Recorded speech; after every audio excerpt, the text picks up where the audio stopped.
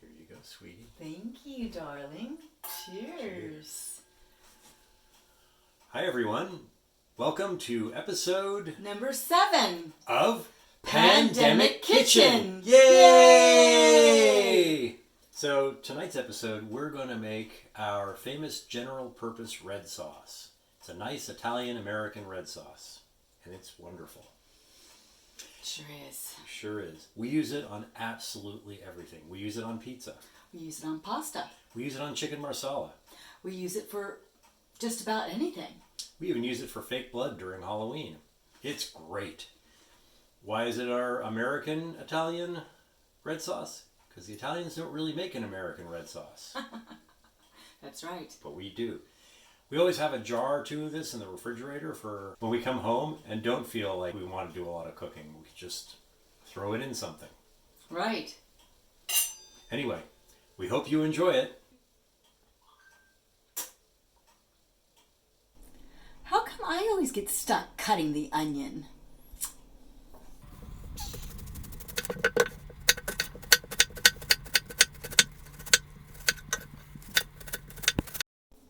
Just like most good dishes, we start with sautéing an onion. I'm turning the saucepan on high, and I'm adding a whole bunch of olive oil to coat the bottom. Now that it's nice and hot, I'm going to add the onions.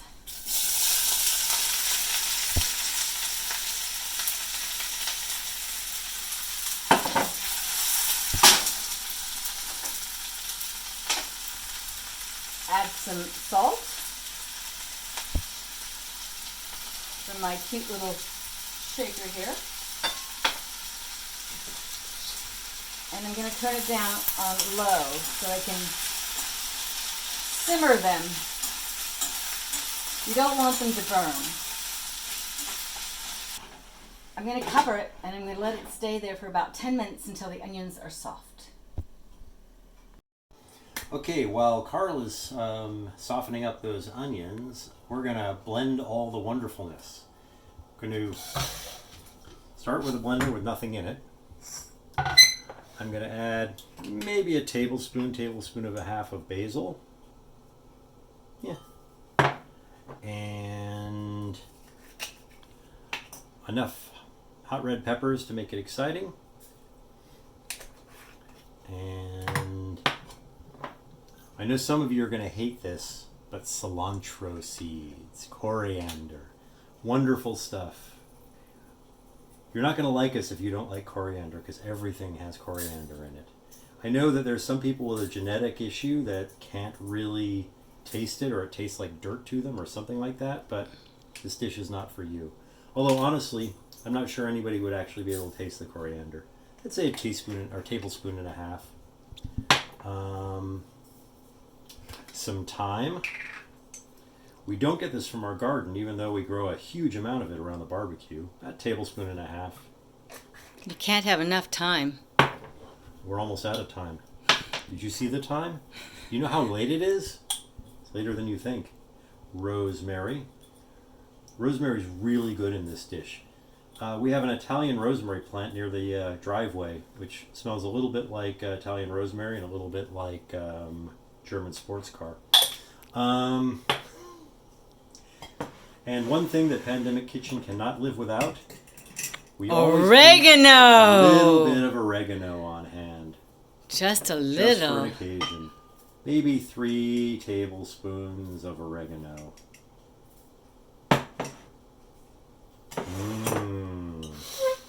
Now that we've got all that in there, we take it over to our blender. Turn it on.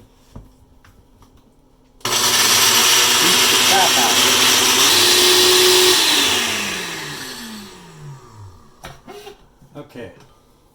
Now we add peeled pared tomatoes with basil and tomato paste. Can is fine, but it's a pain to get out unless you perforate the bottom of the can.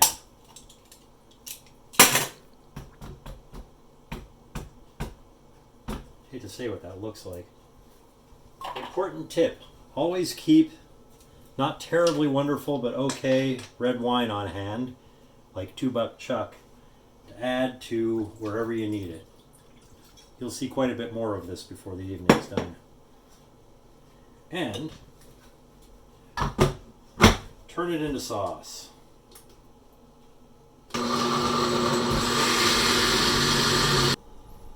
So we're back at the onions. And the onions, whoa, they're looking soft and squishy. This looks great. Perfect. So now I'm going to add them over here to the side of the pan.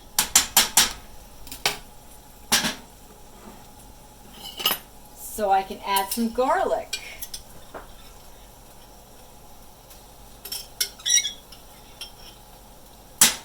As we've said in the past, you can't use too much garlic. How much you adding? Well, I think we're going to empty the jar here. There's not much left. A couple of tablespoons.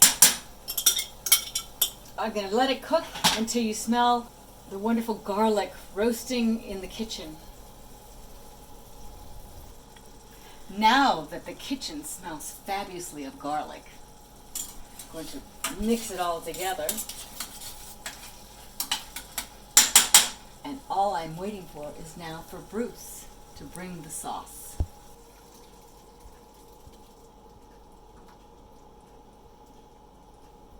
Turn the heat down.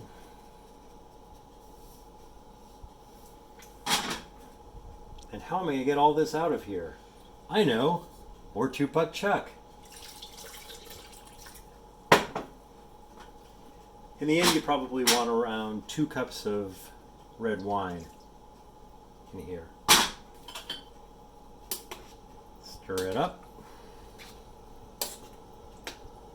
carefully. It's about all this poor little saucepan can take.